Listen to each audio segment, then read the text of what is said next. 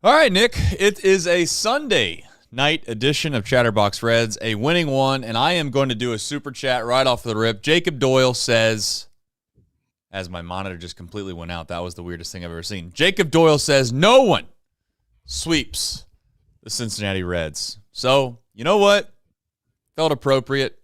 Thank you, Jacob, for the super. And we keep the streak alive. We've put that thing on the life support, I guess, twice now in a week. And we found a way. We found a way on getaway day to keep the streak alive, Nick. So you have it on the rundown. You have Survive on there. We'll get to that in a minute. But it certainly felt like today was about purely surviving and advancing. Yeah, I mean, the Reds not getting swept is the only reason that their games still matter to this point. 100%. If there wasn't for that streak, this season would be over. We'd be talking about what are we going to do in 2026 right about now. And, yeah, it was a week that didn't give you the warm and fuzzies, didn't really inspire a ton of confidence, but it's another week you keep it moving, and another week you're closer to putting more pressure on the Mets in the final month of the season. So I think if anything... I didn't love this week, but at the end of the day, it doesn't exactly matter all that much because you are still somehow alive. You know, it's going to come down to the end of the year, I think, in my opinion, us saying one of two things. You know what? We hung in there, and we gave ourselves a chance, and the Mets just completely fell apart, and we are the benefactors of that. Or there's going to be a chance, Nick, where we said, hey, do you remember when the Knicks kind of were completely falling apart, and, you know, they had every opportunity to give us a 2, 3, 4 game lead. I won't go so far to say 5, but I'll say 4 game lead. They gave us an opportunity to kind of run up the score a little bit while they were playing really, really poorly. We didn't do that, and that was probably the difference. We don't really know what it's going to be yet. Thankfully, the Mets are kind of allowing the Reds to stay within it and also not being swept. That's the fundamental recipe so far this season as to why you think, man, how is this team this many games over 500 every so often that you ask yourself that? Well, the point and the truth is that they have not been swept. And that's, you know, as goofy as that is to say, and as much as we make fun of it sometimes this year, it's been our saving grace. Yeah, no question about it. And I don't know. I mean, the Mets are starting to look like they're playing a little bit better baseball. They still blow leads, though. Yeah. It's literally the battle of who's going to blow the most leads late in this year because, I mean, the Reds have blown 6 games over the last 2 weeks or so. The Mets have blown at least that many. They've been blowing games left and right since the All-Star break. So, yeah, it's a battle. It's a battle in more ways than one. I mean, if you try to be a fan of this baseball team at times, you just go mad. I mean, you completely go mad because you feel like they're so close, and then there's times where you just feel like this is all a waste of time. I mean, they just. I'm sure Mets fans feel the same way. The only difference is they're feeling that way about a $300 million payroll. Right. Yeah, they have some players that probably need to play better. We have some guys that we're wondering if they can play better. That's the difference. Yeah. So we shall find out. We have, as always, the box score recap presented by yourself, and then we'll obviously jump into the nuts and bolts of the game. So before we get into the nuts and bolts of it, let's stay on the old ritual here on Chatterbox Reds, and that is the box score recap presented by yourself, Nick. All right, Reds taking on the Diamondbacks. Reds trying to avoid getting swept for the first time in 2025. Brady Singer against Zach Gallen. D-backs jumped on the Reds early. Leadoff batter Geraldo Perdomo tripled, and then he scored on a sac fly, but that would be the only hit that Singer allowed the rest of the game. Brady Singer, 6 innings, 1 hit, 1 run, 3 walks, 9 strikeouts. Singer also pitched around 3 errors in this game, coming from Steer, Banfield, and Elly De La Cruz. Zach Gallen was unfortunately just as good as Singer. He held the Reds scoreless through the first 5 innings. Now, the Reds did have a couple of good chances. Matt McLain struck out looking with runners on second and third to end the second inning. And then Elly De La Cruz reached second base with 0 outs in the 4th, and he did not leave second base. Going into the 6th inning, the Reds had scored just 1 run in their last 15 innings. but Noelve Marte smoked a ball over the head of center fielder Alec Thomas. Marte was hustling all the way for a triple, and the throw to third base from Geraldo Perdomo went off the foot of Marte going into the dugout for a Little League home run. We're all tied up at 1. Gallen would be chased after 6 innings, and the Reds had yet another great chance in the top of the 7th. TJ Friedl came to the plate with the bases loaded and 1 out, but Weekly hit a broken bat first pitch double play to end the inning. But in the top of the 8th, Noelve Marte in the middle of it again, a leadoff single. He made a heads-up tag on an Elly De La Cruz fly ball and got to second base. Then he scored on an Austin Hays hit, Austin Hays' third hit of the day, to make it 2-1. Then Gavin Lux singled, and then Spencer Steer crushed a 3-run home run to put the Reds up 5-1. Reds added on another run after Matt McLain singled, and TJ Friedl got some redemption with an RBI single. Graham Ashcraft threw a perfect 7th. Tony Santillan pitched around a walk in the 8th, and Emilio Pagan pitched a perfect 9th. Your Cincinnati Reds win 6-1. Reds now 68-63 on the season, and they pick up a game on the Mets, now a game and a half out of the final wildcard spot. And the Reds extend their sweepless streak to 43 consecutive series. If the Reds can avoid a sweep of the Dodgers, the Reds would match their longest sweepless streak since 1920. And we got a deep drive of the day. It was one of the bigger home runs that I can remember this baseball feeling like they needed. You want to talk about clutch? We'll talk about that in just a minute. But Spencer Steer with a 3-run home run, his 16th on the year, 103.4 off the bat, 397 feet, and it would give the Reds a 5-1 lead, and it would jump their win probability up 17.9%. Might as well call it 18%. Who's counting the decimal points anyways? And the win probability would be 96.5. We'd ultimately know that it would be 100% by the end of the game. DSC, they are a leader in renewable commodities for biofuel production, specializing in used cooking oil collection, aggregation, and sales. Visit www.deepsouthcommodities.com for more information. And thank you to John, his team at DSC. And I will also say, Nick, the Arabic is back on the bottom line. I'm sure you have known that. Nope, you just found out. Well, it has been bothering me for what has been since the very beginning of the show, and it's just distracting. So I don't know how you fix it, but I do want to make you aware that it does exist before we get into the complete show and my just random thoughts completely go away. That's fine. I mean, at the end of the day, if that's what it needs to be, that's what it shall be. All right, let's talk about it. Survive and advance. That's what I said at the beginning of the show, and that's what it felt like. It didn't seem like today was an opportunity for the Reds to kind of capitalize on really anything. Yes, the Mets lost, no doubt about it. It's a great opportunity to win a game and gain a game, but it more or less just felt like the way this team was trending, the way that they were playing, the way that the whole thing looked, they needed to win this game just to get some confidence back in the clubhouse. Not what the Mets are doing, but what is this team doing? And I guess, Nick, in a way, they did that. And I will tell you, through 5 innings, it kind of felt like the same old, same old.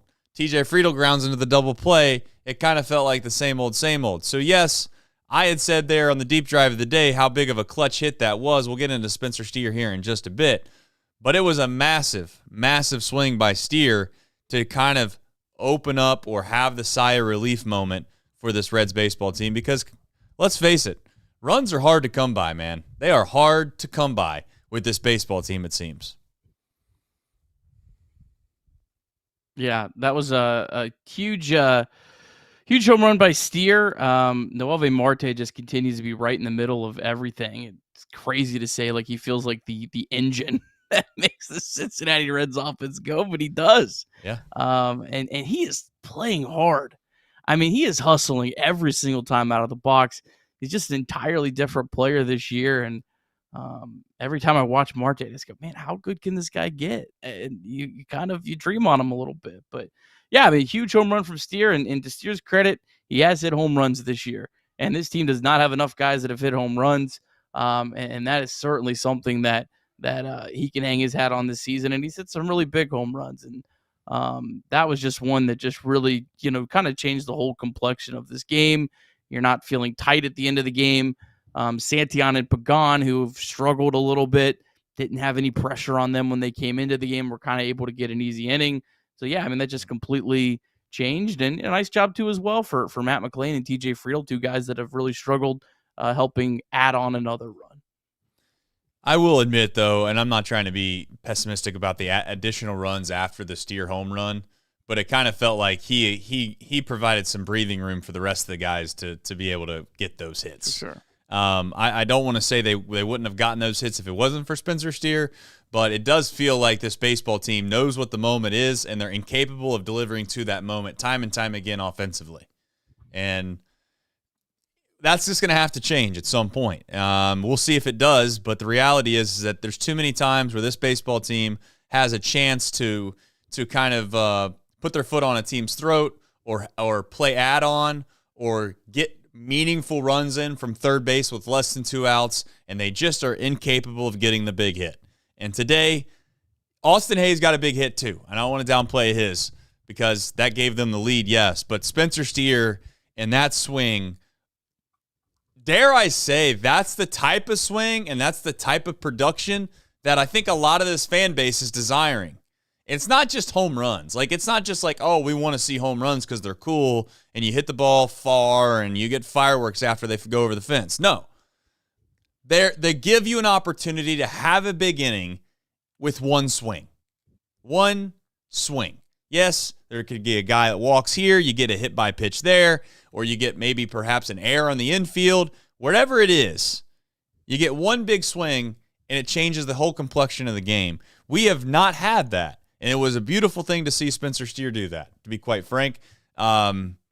But I'm with you, Nick. It's a weird vibe right now around this baseball team. And for those that are going to sit here and say, well, man, you won today. Why? I mean, with all due respect, we leave a show on Thursday, right? They have an off day. They play Friday and Saturday. Those two baseball games couldn't have been more disheartening. I mean, on one hand, yes, you had every opportunity to win the game on Friday, and you were incapable of winning it in every which way imaginable. Saturday, you had a bullpen game against your best arm by far, and you get absolutely boat raced. I mean, it's not even a competition. And then you come into Sunday and you feel like you have to win, and this kind of feels like the sigh of relief moment for me, Nick. Right? Like, it's not that I'm not excited. It kind of feels like, I guess, for lack of a better term, you were the team that was supposed to win, and you've never been able to get over the proverbial hump. And you finally do. You'd like to be excited, but maybe more so you just feel relief. And that's how I feel on this Sunday night. We get to watch more meaningful baseball, and maybe that's the biggest takeaway from this game, is that they found a way to win a game that they could have, they had 2 hits through, 5 innings, I think, Nick? They ground into a double play with TJ Friedl, where you kind of felt like this is our chance, and you just don't even get a run out of it. Yeah, it's for lack of a better term, Sunday's win gives you a chance to get excited about Monday, more or less. That's the way I view it.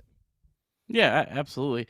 I will say I thought that they had much better at-bats against Gallen than they did yesterday in that bullpen game. They did hit a lot of balls hard. They had some, unfortunate breaks also, couldn't come up with big hits. But they did, I think, have some pretty decent at-bats, and I'm glad that I'm not just talking about that at the end of the day today.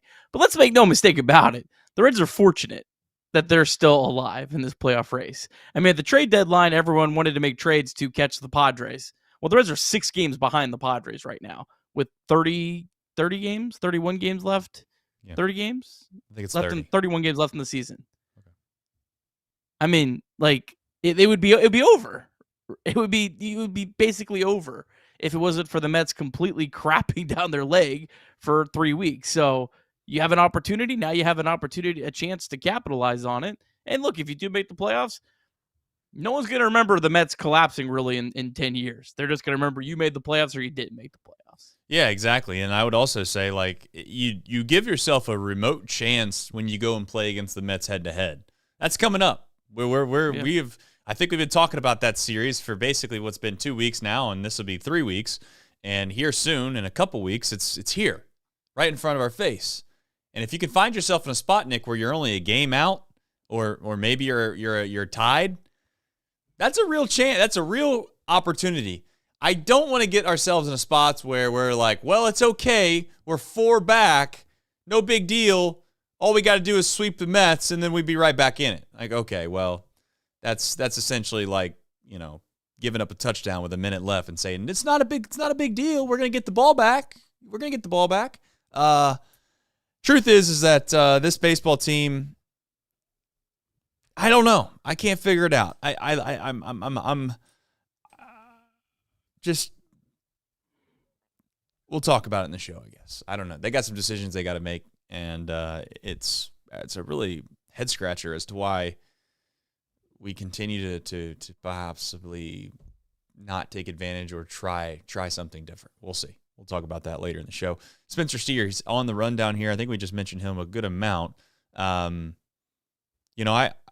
don't know really what there is to say about Spencer Steer other than what we've already said about him.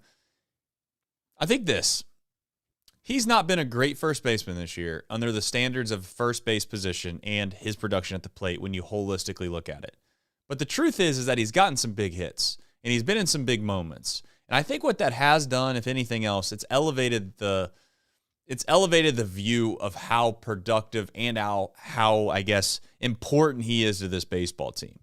Because if there is anything to be said about this, and we've already talked about it before, Nick, is like he is the first baseman, and by God, if he's capable of if he's capable of starting to put some power together, this changes the dynamic of this team.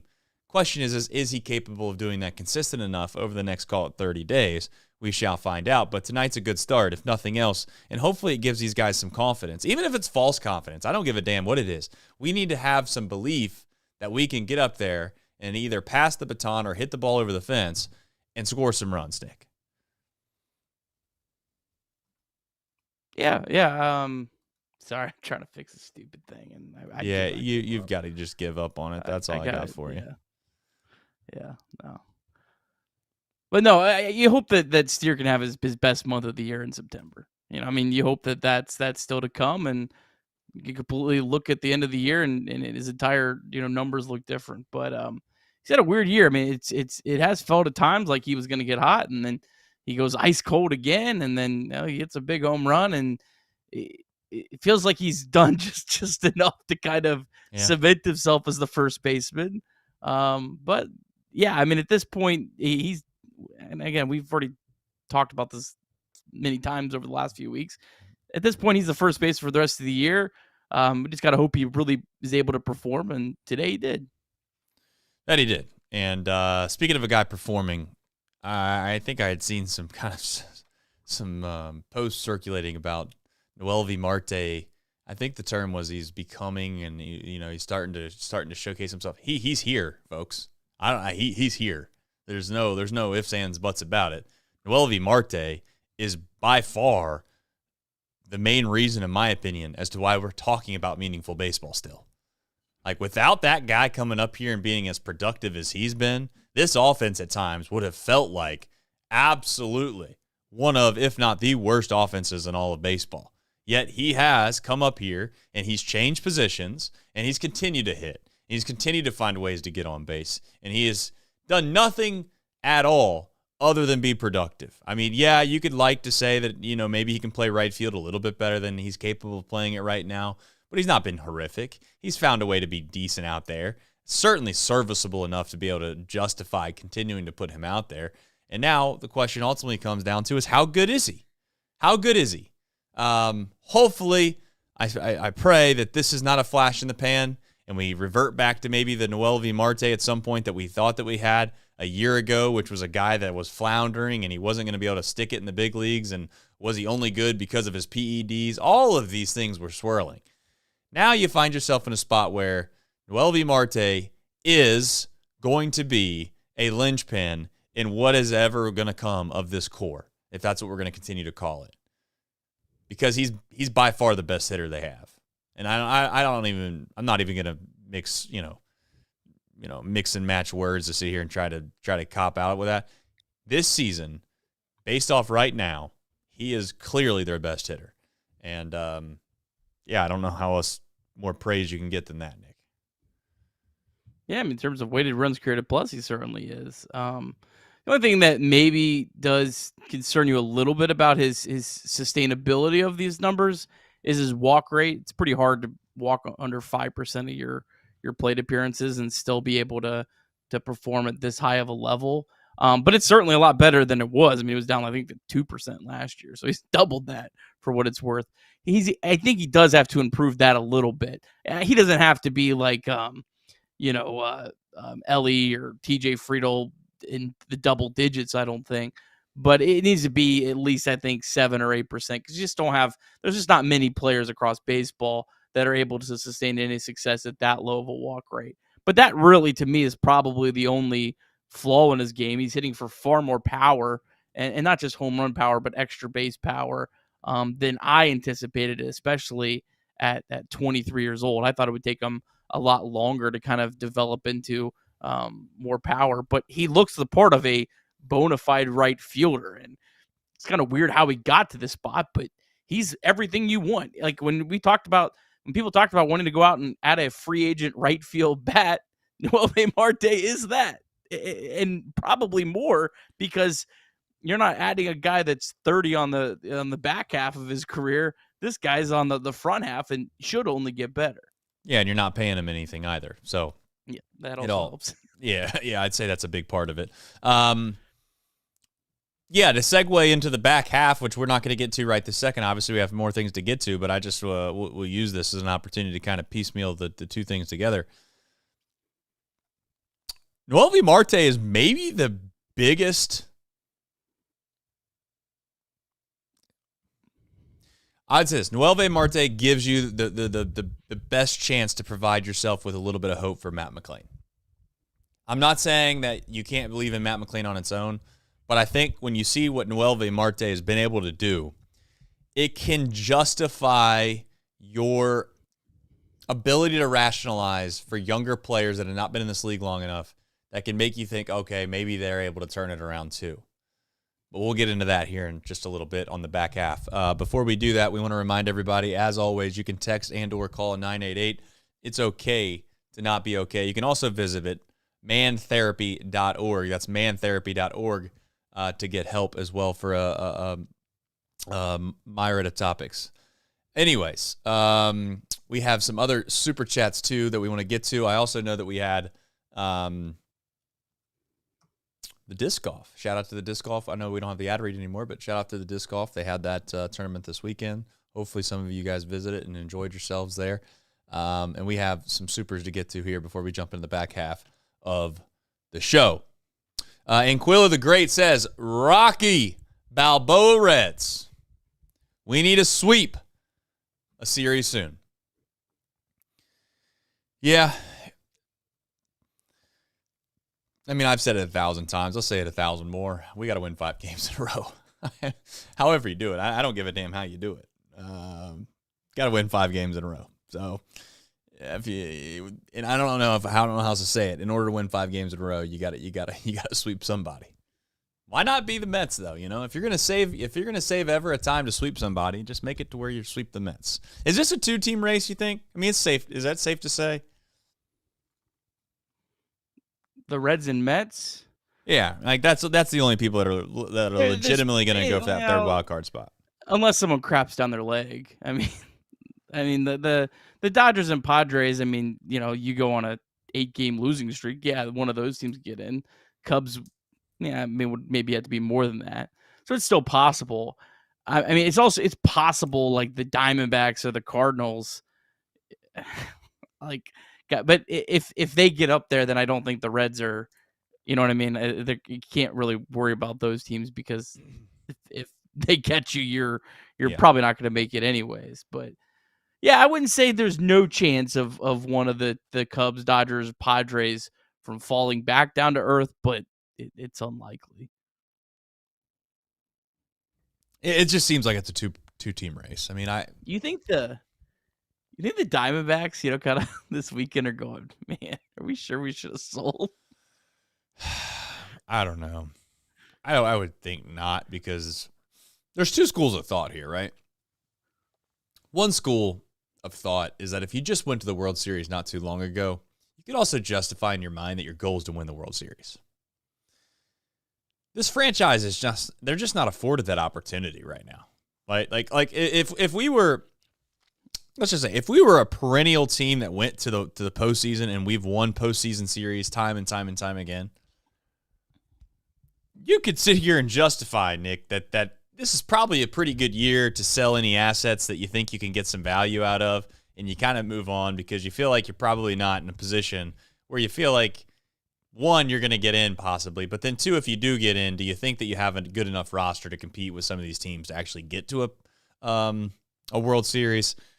Maybe not. But the truth is in Cincinnati, we World Series is like an afterthought kind of, right? It's like let's just get into the dance first for the first time in a long time, and let's see if we can't compete and throw a good 1-2 punch out there from a starting pitching perspective and find a way to win a wild card series. That's kind of the main focus in this town, as it should be, I think.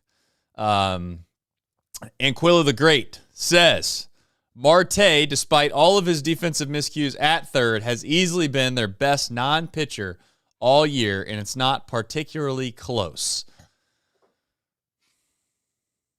I'm guessing, we're taking out the pitcher completely. So he didn't say starting pitcher. He said non-pitcher, period. So you can Axe out the bullpen as well.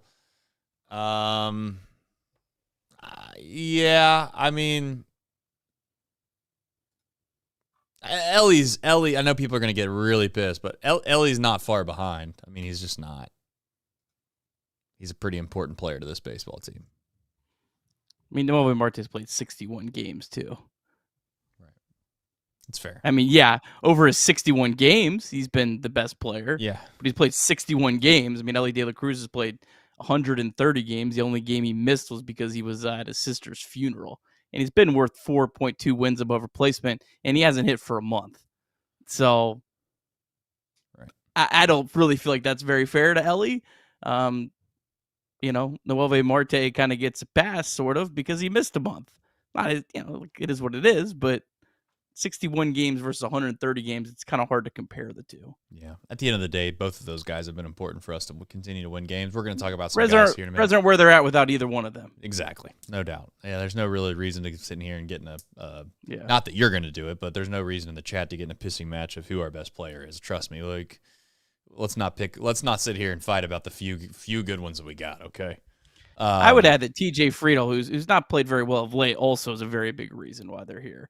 And he's also had a nice season. Again, hasn't played well of late, but it doesn't take away from what he did the first three and a half months of the year when he was a really good player. Well, if you're going to do that, then let's just keep going down the well then. I say Trevino and Austin Wynns earlier this year. If it wasn't for their productive play at catcher, we wouldn't be here either. So turns out you got to have a decent team in order to have a chance to make the postseason, and we're going to continue to go down the path here of see.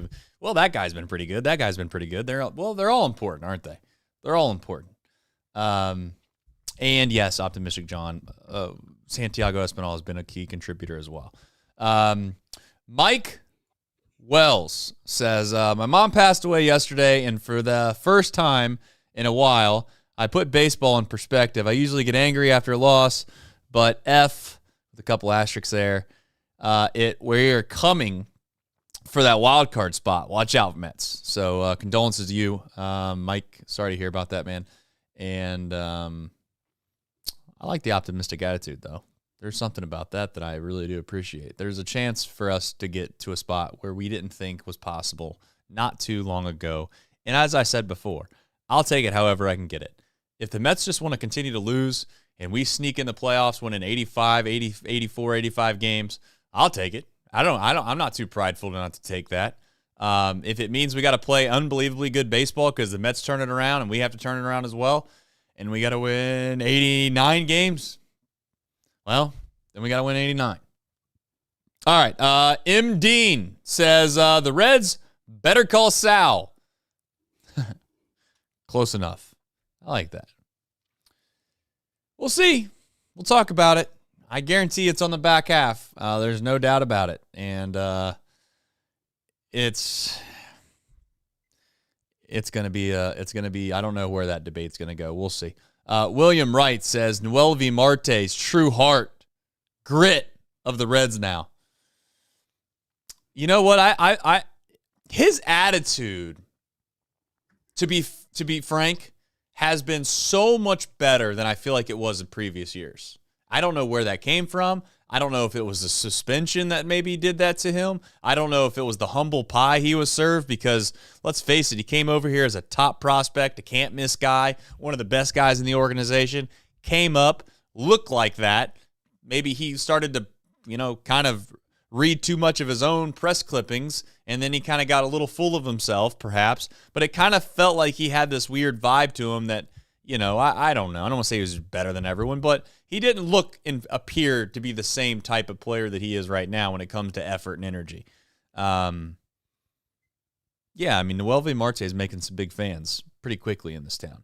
Go ahead. I think you probably got to give Francona some credit too, yeah, for that. And it also, for Marte, it might have just been nice for him to get a fresh start too. I mean, like David Bell was his manager. David Bell, Marte let David Bell down tremendously last year.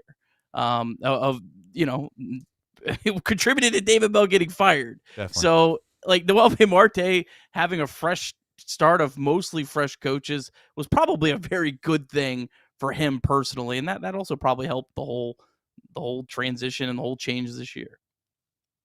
Roth coming in again. Michael Roth says, just got a Bob Evans ad. That's a first. No free ads, but did you know? Did YTube know? I was in the backwoods for fantasy football draft weekend.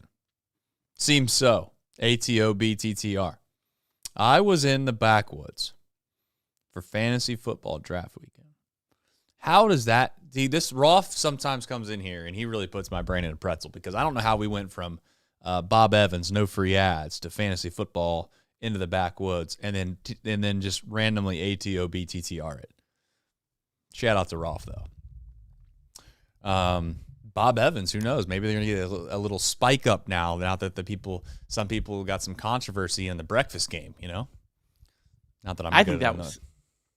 I'll go there. You're going to go conspiracy theories? That is manufactured. And that was one of the most genius marketing strategies I've ever seen in my life. I know. Boy, who knew Nick as a conspiracy theorist guy? I know a scheme when I see one. And, oh, man, no one's talked about our restaurant for 20 years. Let's rile up some controversy.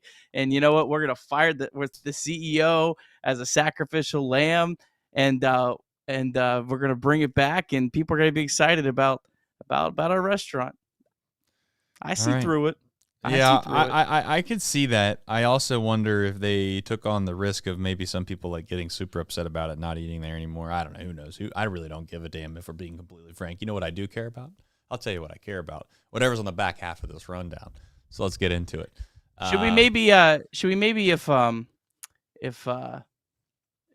we ever really struggle, just do a Chatterbox rebrand? Maybe we just only cover what? The most obscure sport for like 3 weeks and then bring it back.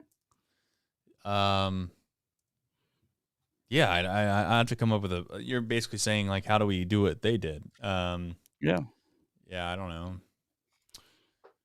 Good question. Maybe we cover the Cyclones or something in the winter and say we're done. Who knows? I don't know. Brady Singer, though, I do know this.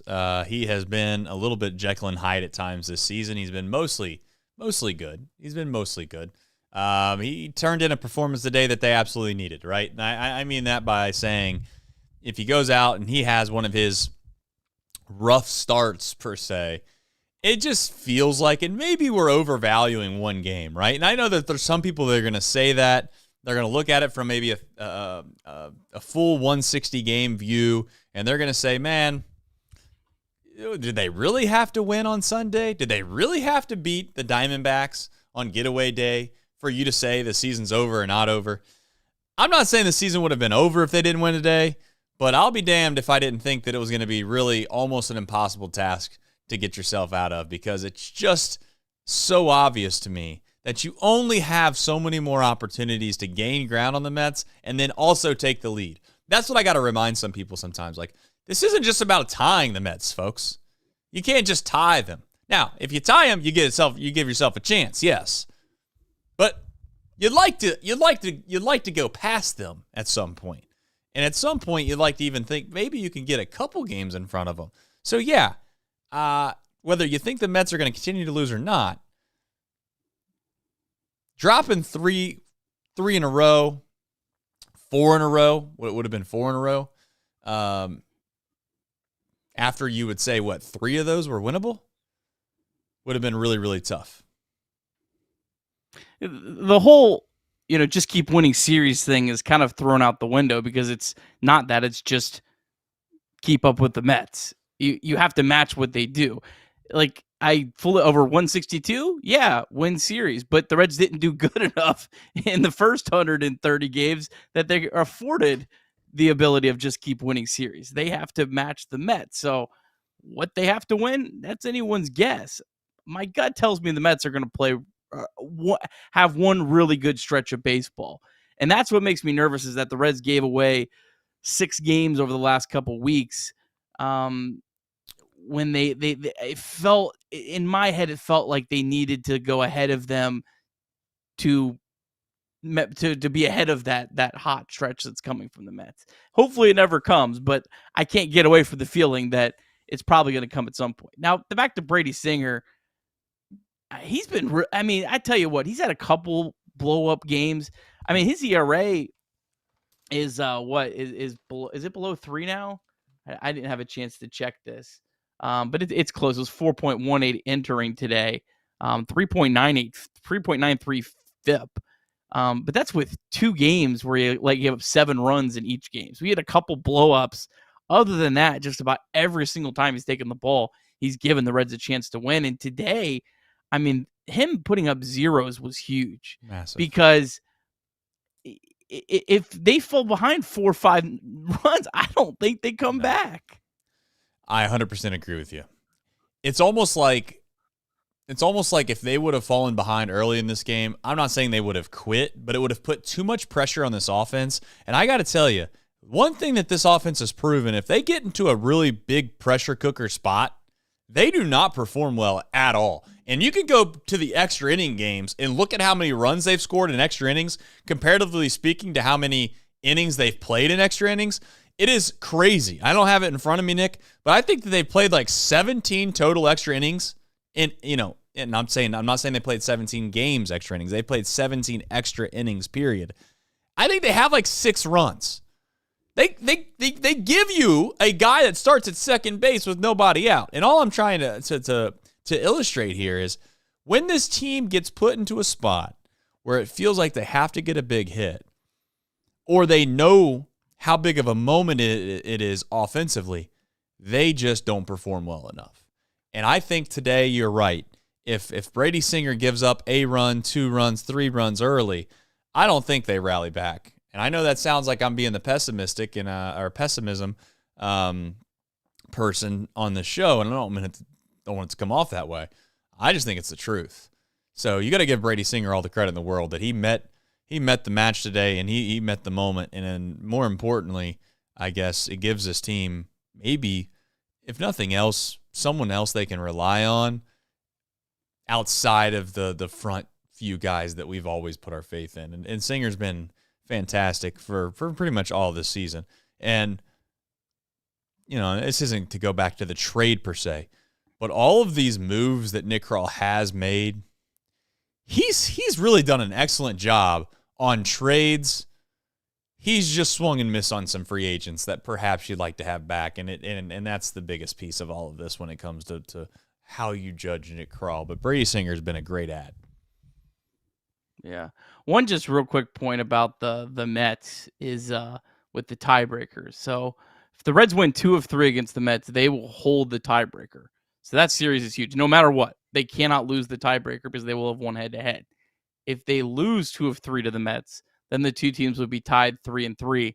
The Reds most likely lose, well, not most likely, they almost assuredly lose that tiebreaker because the next tiebreaker after head-to-head is record in your own division Reds are 16-20. Mets are 19-16. So the chances of you playing good enough to be tied with the Mets, right, and you're not going to go ahead of them in the standings and your interdivision record. So I mean those 3 games, it's almost like there's almost a bonus game basically yep. in that for whoever wins the series.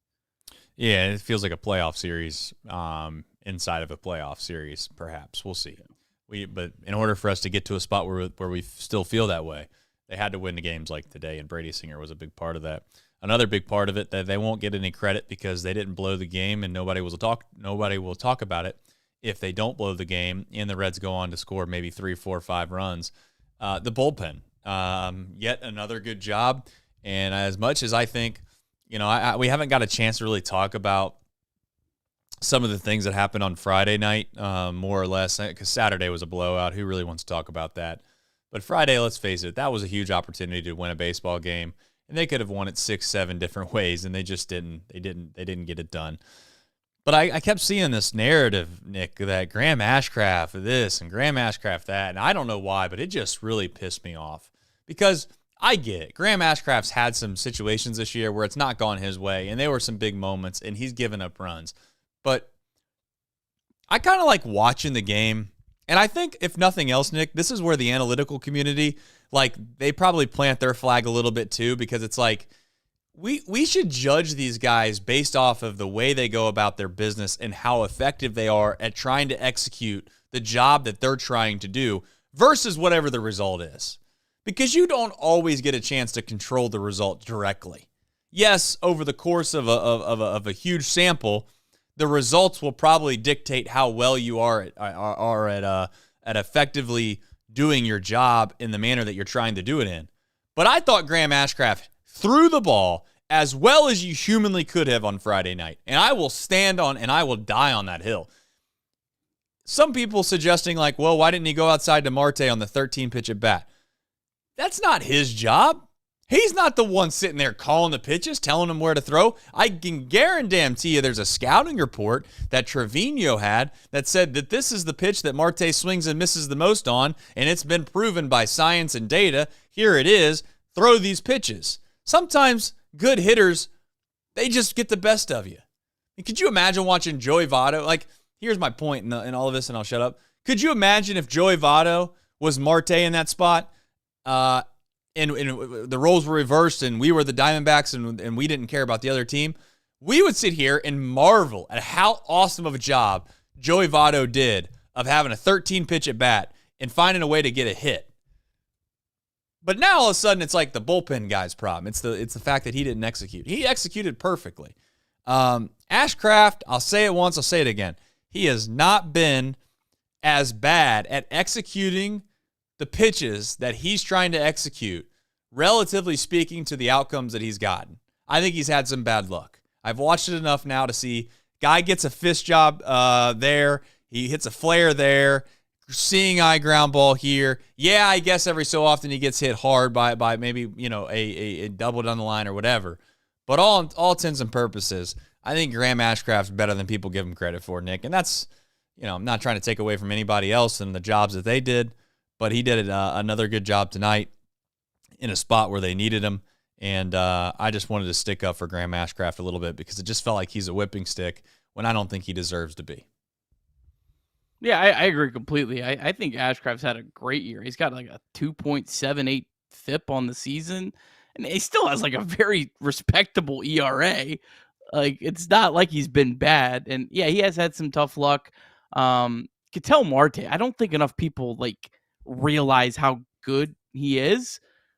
He's 5th in Major League Baseball the last 2 years in WRC plus. He's been a better hitter than Jose Ramirez and Bryce Harper and Freddie Freeman and Devers and Tatis and go down the list. He's legitimately one of the best hitters on the planet.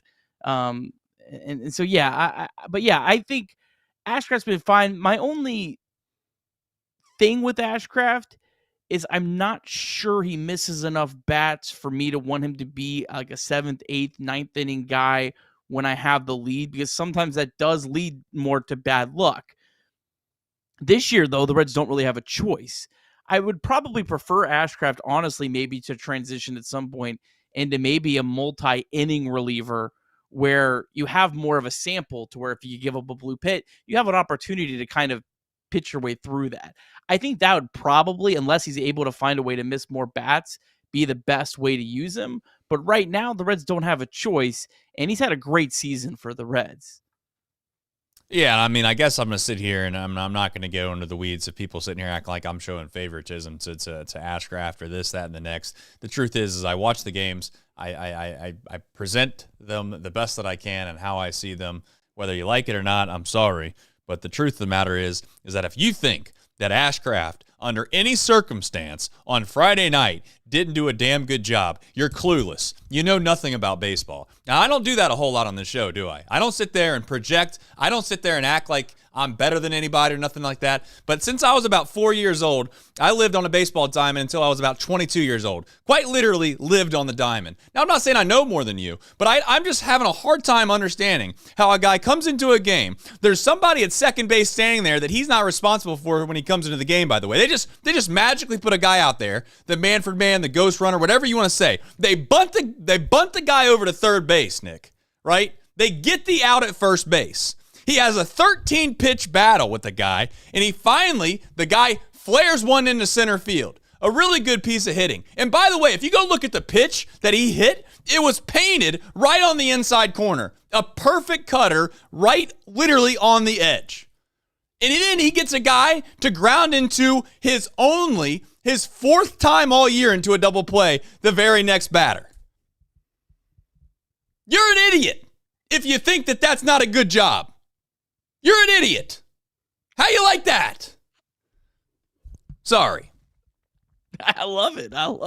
Fire me up. I mean, it's terrible. It's a joke. It's so disrespectful to the rest of us Reds fans that we have people online and also in the chat perhaps suggesting that that's not good. You make us all look stupid. Now, speaking of stupid, how long are we going to play Matt McClain?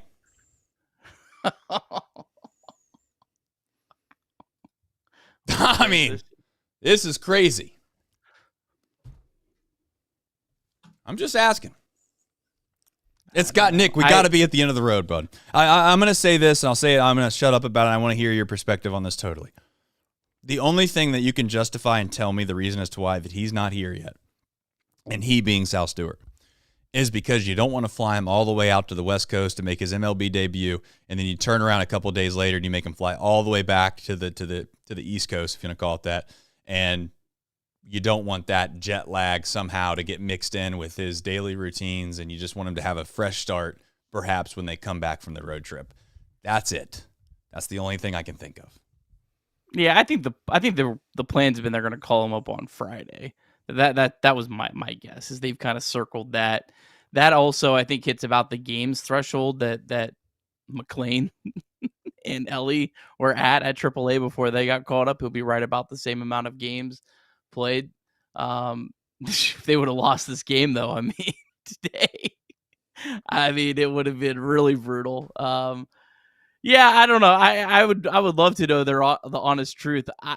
My gut tells you they probably regret not sending him on the road trip, and they had kind of circled that day. But when he gets here, I don't think he's going to play second base every day. I don't think Terry Francona is going to play him at second base every day. What are they going to do? I mean, obviously they're not going to play him in second base every day because he doesn't seem to play second base right now. He continues to play. I'll shut up. Where does he play? I think he's more of a utility type guy. I think he might get a start at third, might get a start at second. Maybe they try to play him like on Hunter Green starts when you're going to get a lot of strikeouts. I think they'll play him a lot. I think he'll probably, if I had to guess when he starts, he'll probably start at DH more than anything else. If I had to guess, if they call him up on Friday and you get to the end of the year, I bet that DH game start total will be more than any other position. Who plays second base? It's either McClain or Lux is probably my guess the rest of the year. This is where And how far down the it depends on how dire too. It depends on how dire it gets too. Yeah. That also probably will come into it. I gotta be. I don't know. I don't know what the right answer is. Right. I really don't. I know everyone knows it. Everyone's 100% sold that just play him every day at second base. Screw it. See what happens. I kind of feel that way, but I also know that it could really backfire too. I guess where I was going to is more or less, I just can't understand, or compute the rationalization of going out and getting Brian Hays, who, by the way, has been excellent. He's been excellent. I mean, he has been maybe the best pickup that we've had. Andujar is obviously making it a pretty good run for it as well there for a minute. But Brian Hays has been that guy. The question is, though, is you just went out and signed him, basically, if you want to think of it that way. I don't know how you look at it. If you want to say they traded for him, whatever. But they took on a pretty considerable contract in Cincinnati to get Brian Hays. He's playing third base. Yet I look at the lineup in Louisville, Nick, and I continue to see Sal Stewart playing third base. I don't know how that makes sense. I really don't. I'm not asking you to explain it to me, but it seems like to me that Sal Stewart's capable of playing multiple positions, yes, but for him to help this team the most, clearly that is at second base to me. Clearly. And if it's not second base, then before Spencer Steer goes on a run and hits some home runs, then it would be first base. And you find a way to put Spencer Steer back into that utility role that I genuinely think Spencer Steer would be great at for this baseball team.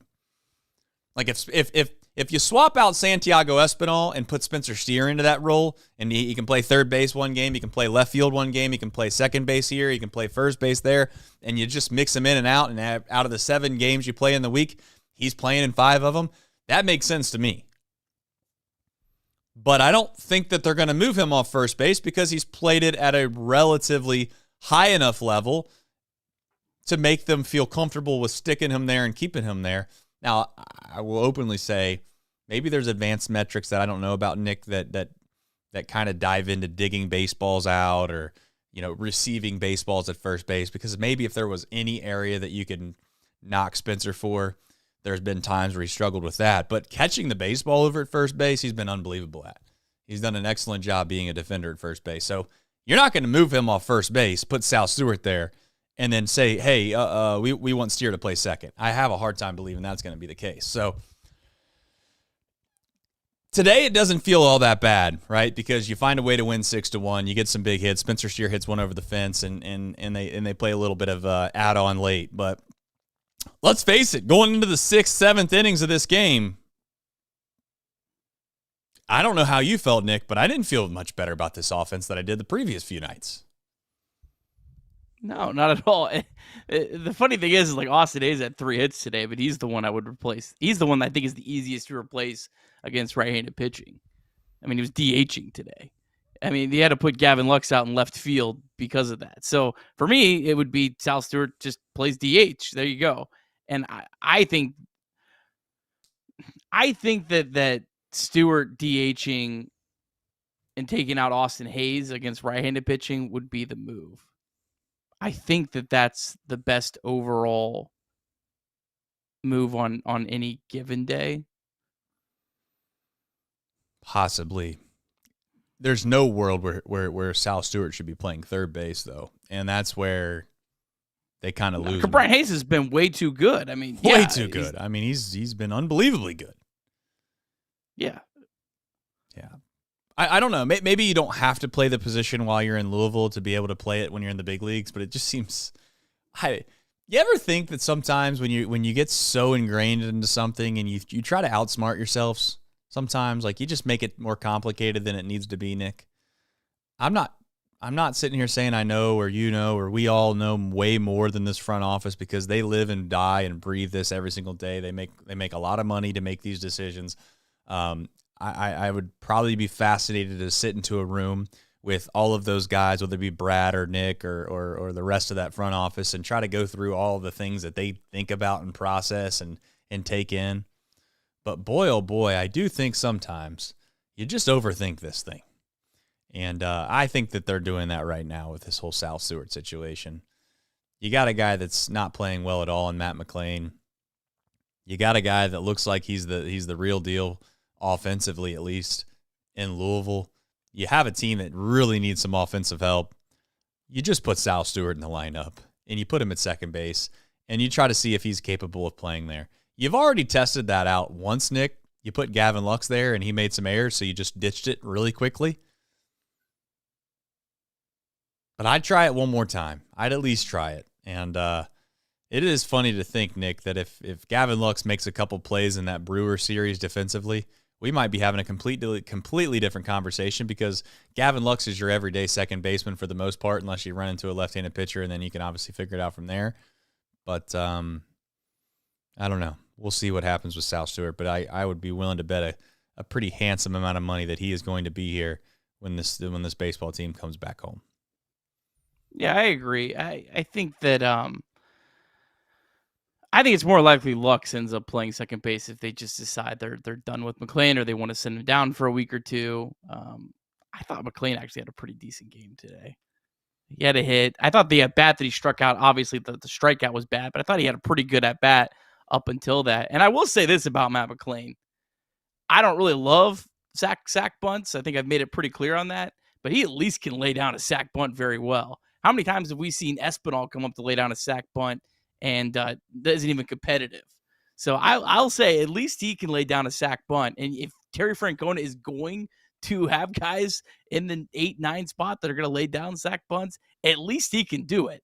Because the worst thing you can do is decide you're going to sacrifice bunt, and then you don't even get the stupid thing down. Yeah, I think we're so late in the season now. You're not overly worried about making sure Matt McLain gets regular at bats, right? Because I think if this happens in the middle of July, or it happens even earlier than that, you could make the fundamental argument that it's too imperative for Matt McLain to continue to try to develop as a baseball player, and you want him to be in Louisville and get every day at bats. But I'm with you. I mean, at this point in the season, there's really not a lot of time left. Yeah, I don't know. I'm sure there's going to be some people that are very, very upset at that, but I'm kind of with you. I think that the upside of Matt McLain's probably better to have around than the alternative option, and I keep saying that without saying his name, because I really don't want to go down the warpath of people being upset at us for saying that, he shouldn't be on the team or anything like that. But if you're listening, they cut me. Matt McLain's just as bad though. Like I'm man enough to say that Matt McLain has been just as bad as him. There are some upside. You can say, well, this, that, but the numbers suggest, Nick, he's been quite literally just as bad, if not worse, of a player than than the other guy. Maybe. I don't know. Well, they're both bad. I mean, they're both bad. I don't know how to say it. They're both not good options based off the way they've played lately. We'll see. I don't know. But Sal Stewart needs to be in the big leagues. We all know that. I think everyone in the world should know that. The question is when do you do it, and how do you do it, and what's the best formula of putting him in play? I will say I love Tito to death in regards to maybe like the way that he's charismatic and the way that he goes about his business. And I know he cares about the players a lot, and he doesn't want to put them in bad spots. But I'm going to tell you right now, Nick, he's losing me a little bit on this whole fair thing. Like, well, it's a little unfair to the player. Like, they played baseball their whole lives. Okay, they've played baseball their whole lives. They're in the major leagues. They quite literally don't get to the major leagues unless they have dedicated their entire life to this sport. You have to play guys at positions, even if you think that it's not fair. Like, I hate to pull out the old parent quote, but life isn't fair. So if you don't think it's fair that Sal Stewart has to just come up here and plug and play at second base when he's not played a ton of second base, I'm sorry. But I have to at least see if he can do it first. And if he can't do it for a game, then we've done that already with Gavin Lux once. We'll survive in advance, but at least we know. We'll find out what happens with Sal Stewart. Any other final parting thoughts on Matt McLain and or Sal Stewart before we head into the next subject that I'm sure people will love? I didn't have a problem with not pinch running for Trevino. Oh, that's a good point. Yeah, we weren't on the show. Can I also say,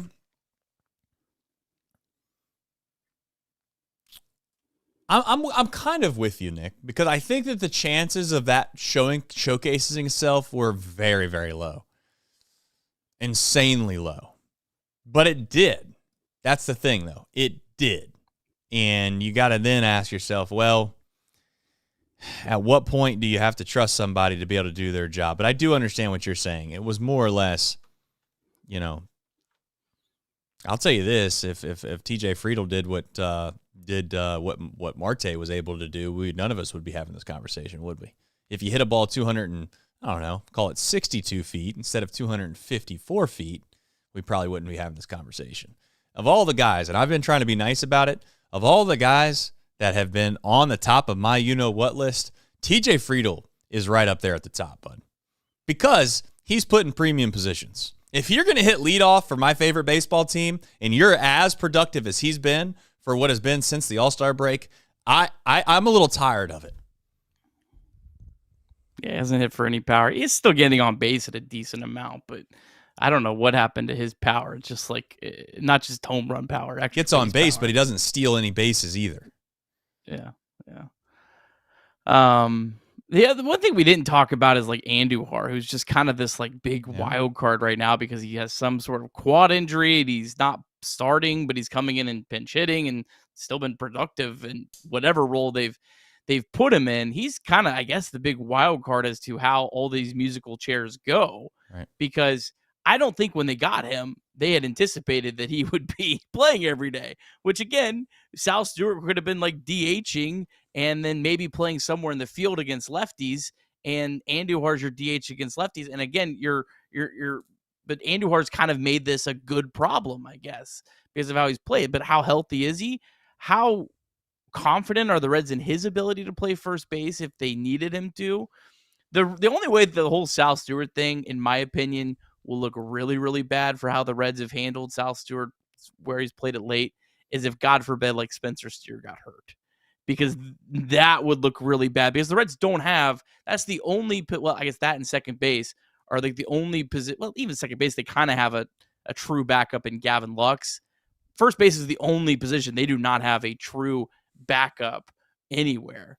So if like somehow he got hurt, not playing him at first base would look really, really bad.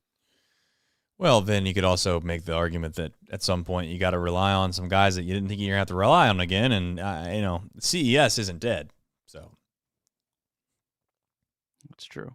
I'm just saying. I think he's dead. I think he's dead to Terry Francona right now. Maybe he is, but he's not to me. I mean, he's still he's not. No, he's certainly not dead to me. But he's dead to Terry Francona in 2026, whatever it is. No, listen. I think CES has been given a pretty short end of the stick. Pretty short. Yeah. I'm not here to argue that tonight, but I am saying that. The other thing too, if we want to jump back to Saturday night, why not? Or Friday night. Let's have some fun. Everybody has all this discourse about obviously the Trevino pinch running for him, et cetera, et cetera. I'll tell you what I really think they should have done is I think that when you get gifted a run like that, I think you try to put the foot down. Like you have a guy that's rattled on the mound. He just threw a ball away. I think you're giving him a free out. I don't love giving him a free out. You're just turning around. You're giving him a free out. You're putting the pressure back on your offense to have to find a way to score the guy in from third base. And if you don't do that, then all of a sudden you feel like you've lost all momentum. You ready for this one?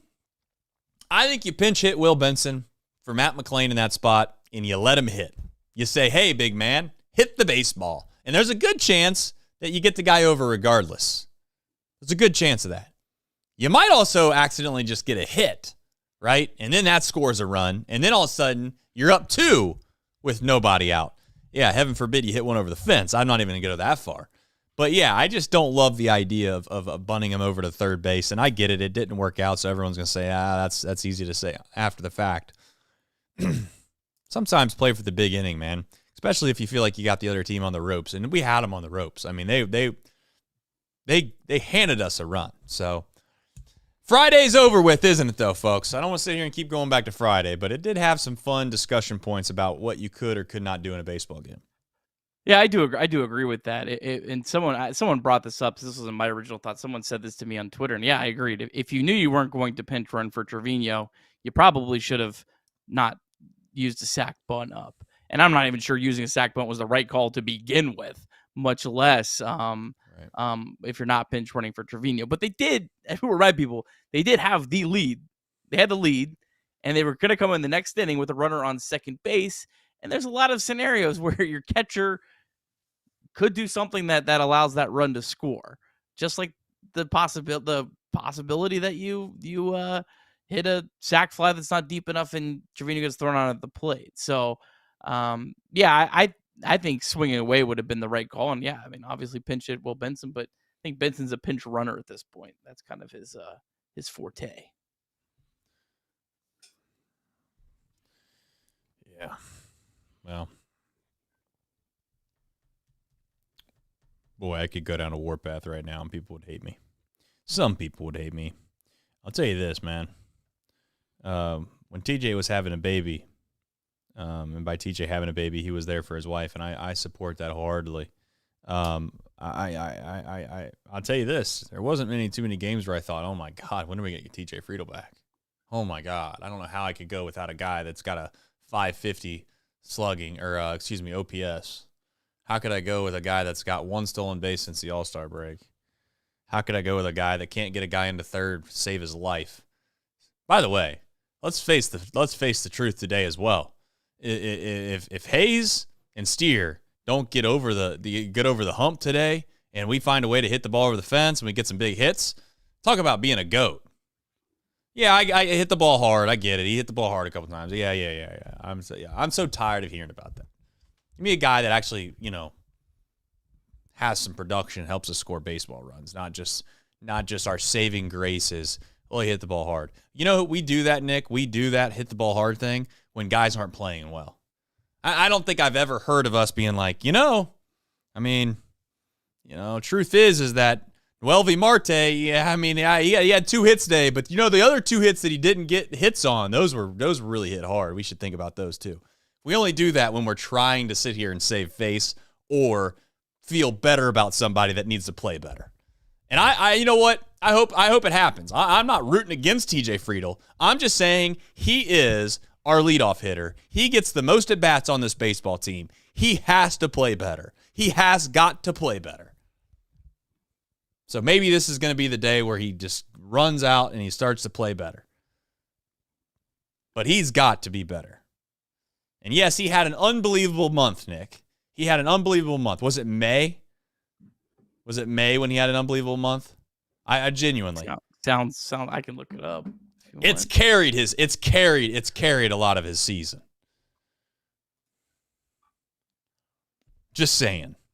He Jay Bruce it to a certain extent. Had the best month. Yeah, 957 OPS.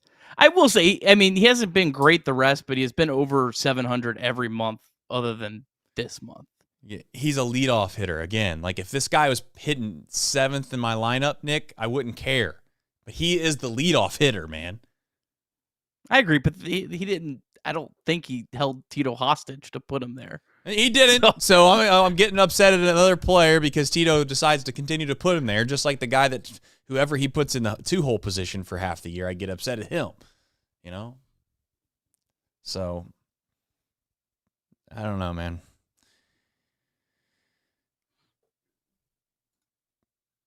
I'd like to ask questions to Tito sometimes to see if I get an answer. I just think that the answer is not going to be an answer. I think the answer is going to be like, well, I just, it's just the vibe of the clubhouse. I wanted it to be this way because a guy can handle a bat well or whatever the hell else we say in baseball sometimes.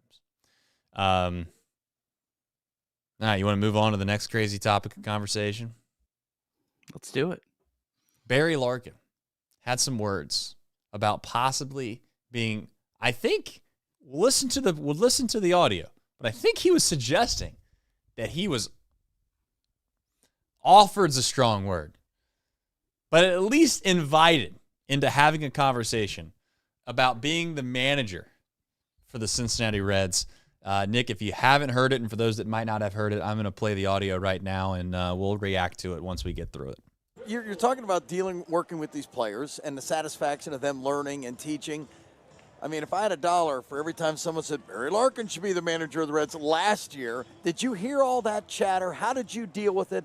And based on what you said, is it still maybe something down the line you might want to do? You know, I got a really great relationship with Bob and Phil Castellini and Nick Kroll. They asked me if I was interested in being the manager, and I told them no early. Wow. And I really appreciated them for that. One of the reasons I didn't want to do it is because I didn't want to get back into that lifestyle. You know, if I'm in it, I know I'm going to be in it. I wouldn't be able to be grandpa right now, right? Because I'd be grandpa from a distance. I wouldn't be able to fly down and see my grandbaby. So there's a lot of things that I have, a lot of oars in the water, and a lot of things that I'm doing that are more important to me at this particular time in my life. Would I ever want to do it? I don't know. I know I don't want to do it now, and I can appreciate that. But I do have a great relationship with the players, and I love the fact that they've accepted me and allowed me to come and be part of their development. I love the fact that I've got a great relationship with Terry Francona, with David Bell. I had a great relationship with him, right? So, and that doesn't happen in every organization. I talked to a lot of guys that have played this game in a lot of different organizations, and they say they really discourage the former players from coming back and giving back, and it's, wow. You know, so it's really a special situation here in Cincinnati and with this organization, and you know, and I've been super happy with my relationship with all those guys. But no, I don't have any aspirations of being a manager, but I certainly have aspirations in helping that manager and hopefully helping this manager in some player development win a World Series. All right, well, you heard it from the man himself. Barry is not interested in being a manager because he has other things that are more important to him in his life currently. And I think that, you know, to be very blunt, I appreciated the honest conversation. And I also think that really kind of gives me some insight on Barry Larkin, the broadcaster, as well. So that was during the Dayton Dragons game today on Sunday for those interested. Larkin joined the broadcast. It was actually on for, I think, a couple innings. And, yeah, we posted that on Chatterbox Sports on social media. It was an interesting clip that probably no one knew about and thought it was interesting to put out. I know a lot of people kind of really jumped on that. Oh, the Reds offered Barry Larkin the job. I don't know about you, Trace. I did not take it as he was offered the job.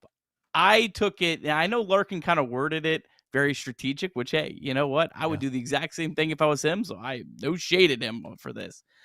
I think Larkin was asked to interview for the job, which he should. Like, if he's interested, he's a former Hall of Famer for the Cincinnati Reds, he should get the opportunity to interview for the job. I don't think he was offered the job. I don't think the Reds were doing that, and I honestly think there's a good chance that Barry Larkin knew he wasn't going to get the job. And so he said, no, I'm not interested in it because it just saved him from a whole headache and feeling good. So I think there's a whole bunch to do about nothing, but I do think it was notable because he did come on and say that he was asked by Bob, Phil, and Nick. I don't remember the exact word, but it was about being the manager. Like, he didn't say to interview, and I think he said that strategically, but he didn't say also to be the manager either. So he kind of left it very, intentional or not, very kind of right down the middle.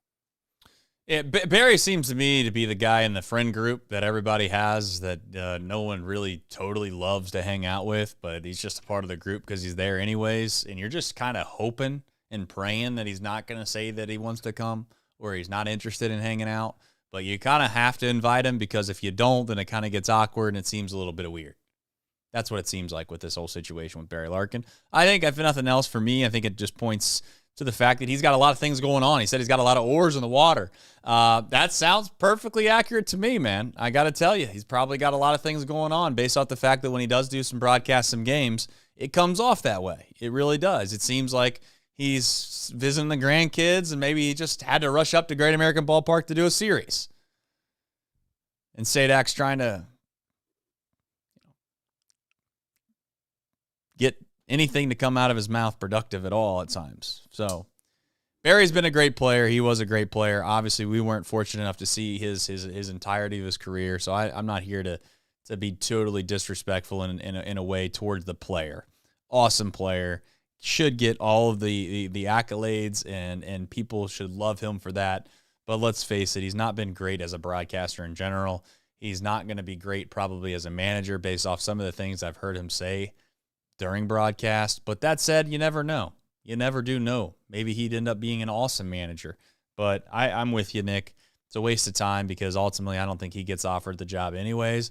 But I definitely think that they wanted to kind of check the box and say, well, we really wanted to make sure that we gave one of our own a chance to kind of interview for the job. But turns out we had Tito Francona all along. As I still stand by today and believe they had their guy before they fired David Bell. And in fact, I don't think they fired David Bell unless they knew that Tito Francona was going to take the job. So it doesn't really add up in my storyline. Not to be overly, blunt about it, but Larkin never stood a chance. And maybe he doesn't think he did either. I'm not trying to suggest that he did. I guess it doesn't really matter.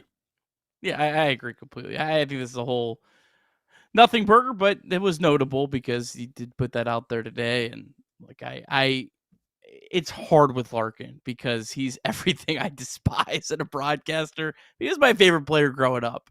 And you have to try to separate it because this guy was an incredible player for our franchise. Right. I mean, one of the top 5 players in the history of the entire franchise, and he actually played during our lifetime, not the peak of my lifetime, or at least I hope not the peak of my lifetime. But yeah, I don't think this was ever a realistic thing. Yeah, but by the time I got a chance to see obviously Barry play, he was well past his prime. But at the end of the day, I'm not an idiot to be able to look back and see what kind of numbers he put up and the success that he had as not only as himself, but also as a player that was on some successful teams. And obviously the wire-to-wire team everybody talks about all the time, but even more so, there were some other successful years outside of that. So, you got to give Larkin his flowers when it comes to everything he's meant to this organization. But the truth is, let's face it, he's just, I'll tell you what, I'll say this. I take away from it that he has other priorities outside of baseball that he, loves doing, whether it's hanging out with his grandkids or it's other things. I don't know. He didn't really get into the specifics of it, but, I think it showcases itself, if you will, in the broadcast. And I don't mean that, I know it's going to come off negative, but I think that paints a pretty clear picture to me as to he does these games, he only does them at home.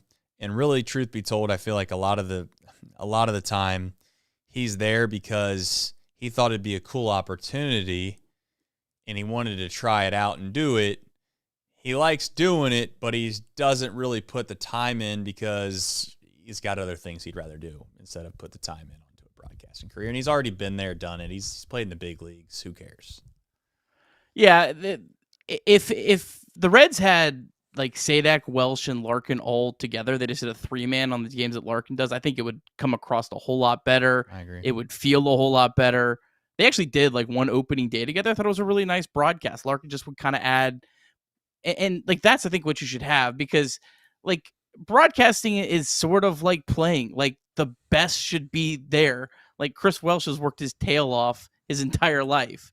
And Jeff Brantley really too. I mean, Jeff Brantley has put in his time and put in his dues. So those guys really should have those jobs. And I think if Larkin was just more of an accessory to a broadcast instead of the sole color commentator, I think it would come across a whole lot better. And that's the thing that rubs me wrong. But I'm going to give one Barry Larkin stat, because I don't want to be completely negative about this whole thing. Something I was actually looking up for something else I was researching, another little project I'm working on. So the Reds in the 1995 NLCS got swept by the Atlanta Braves. They had a couple guys named Smoltz, Glavine, and Maddox pitch in that series that were pretty good. The Reds didn't hit at all. My guy Reggie Sanders famously went 2 for 16 with 10 strikeouts.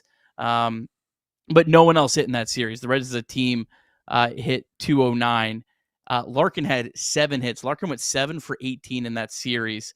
No one else had more than 3 hits. So Like, he had over 1,000 OPS in a series with Smoltz, Glavine, Maddox, and Avery. One of the, I think, one of the most like underrated things that Barry Larkin did in his career.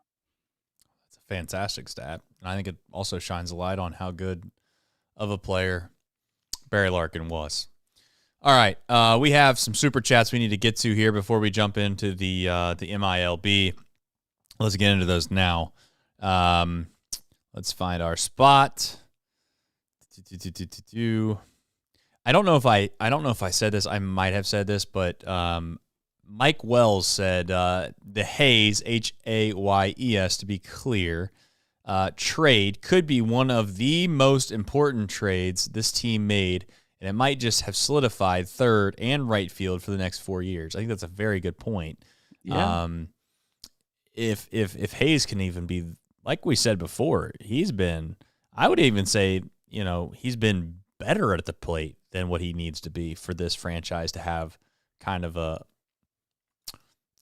positive outlook on third base. He's been very, very good. Now, the bar was incredibly low when he came here, so I don't want to sit here and act like he's, Matt Chapman or something from an offensive production standpoint. But the reality is he's done everything that we could have possibly hoped him to do since he's gotten here, outside of, oddly enough, the first play that he's ever made in our uniform.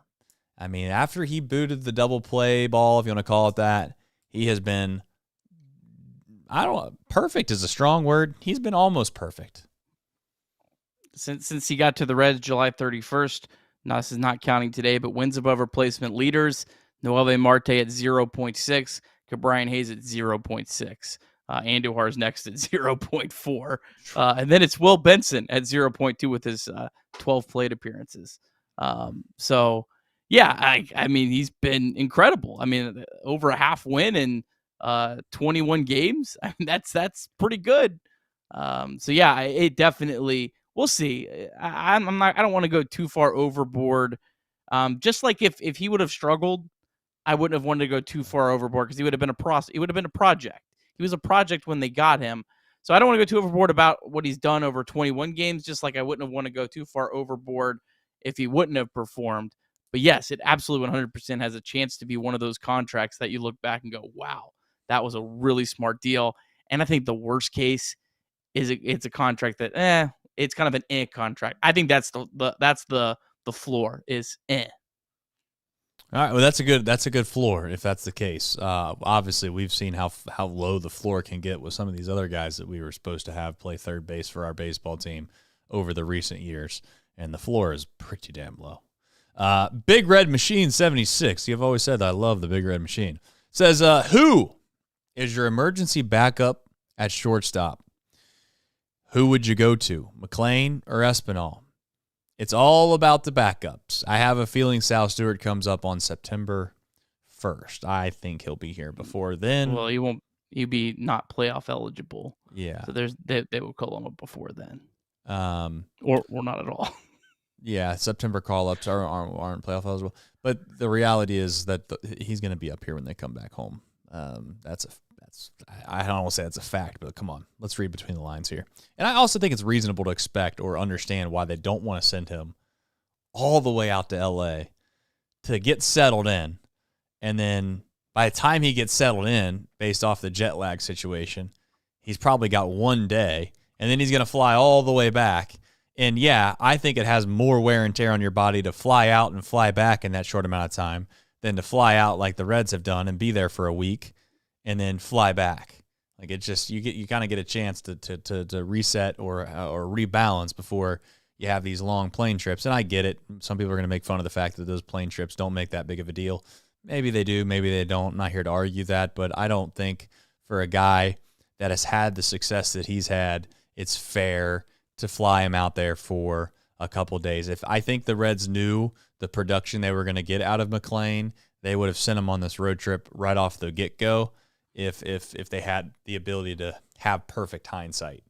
But I think in the back of their mind, Nick, to answer his question, who's your emergency backup? It is McLean. It is McLean. The because I just think that he has so much more upside than Espinal, but at the same time, they've both been bad. I'm not going to sit here and act like McLean's that much different than Espinal, other than I think defensively, I think McLean can play a better shortstop. And I do think McLean has a chance at some point to be decent at the plate. But again, I can't. There's nothing I could say that would really be able to back that up. Espinal's not started a game at shortstop since July 29th, 2024. He's only come in a couple late blowouts. Has literally been the only games he's come into to play shortstop. So I don't think that they're really planning on playing Espinal. I think Espinal gets DFA'd on Friday. We'll find out. It's certainly, they have DFA'd guys, and they've also sent guys, down, and they've made it pretty obvious, right? I think there was a time where Austin Wynns, you could have made the case that he should have pinch hit or should have gotten an opportunity to hit for somebody late in games countless times. But they really had made up their mind, and this is a Tito thing, I think, Nick. I really do. I think Tito, for whatever reason, thinks it's unfair or not in the best interest of the player, or maybe it's too low of a moment to ask guys to pinch hit in some decent big spots when they've not played for a week and a half, 2 weeks. And he'd rather just say, you know what, they're not playing at all. They're not playing at all, which maybe is a weird mindset to go about it, but it seems like that's what they've done with Espinal now. And maybe all signs do indicate that perhaps he's going to get DFA'd. We'll find out. I mean, I'll say this about Espinal. If he does get DFA'd, Nick, and I'm sure that we'll have time to talk about it, but it's not his fault that he was put in some of the spots that he was put in that caused some of the fan base to be upset at the output that he provided. That's it. That's all I got. Just trying to be nice. Maybe McLean will go down. Maybe they'll find a way to keep Espinal around. I doubt it. Mike I don't have the whole thing, so we're gonna say Mike. Mike says, "Am I wrong thinking that Brantley would make a better manager than Larkin or Tito?" No, I don't know. I'm not trying to be over. Like, here's the thing. We can sit here and start suggesting, well, can this guy do this guy's job better than that guy? And then all of a sudden it just turns into like you're downplaying everybody. It's just like you're not propping anybody up and you're just belittling everybody. But no, I don't think Brantley would do a better job than Tito. Larkin, I don't know. No idea. Larkin would have to have great men around him. And I'll be Which frank. is a big part. It's a big part of it. As much. I don't listen to Brantley a ton either. I don't listen to the radio a ton, and I know that sounds crazy, but and I've always meant to ask this on the podcast in the chat. I don't know if it's just my app, but there's times when I watch the game and the broadcast on the I use Prime as my app that I use to watch the FanDuel network on. I'm telling you, like 40 to 50% of the time, somehow at some point during the course of the game, the audio doesn't sync up with the video, and the audio is like maybe a second ahead. So I just mute the TV. So I don't really listen to broadcasters a ton. So it's hard for me to say that I know Sadak all that well, or not Sadak, excuse me, Brantley all that well. Yeah, so Fair I don't enough. know. Ned Flanders, he says, Nick. He's got a beef. He's got some beef. Nick. Oh, no. Which lane do you pick? 1, leave McLean at second base for the rest of the year for defense, or 2, put Sal Stewart in as your everyday DH and displace Andujar, or none of the above?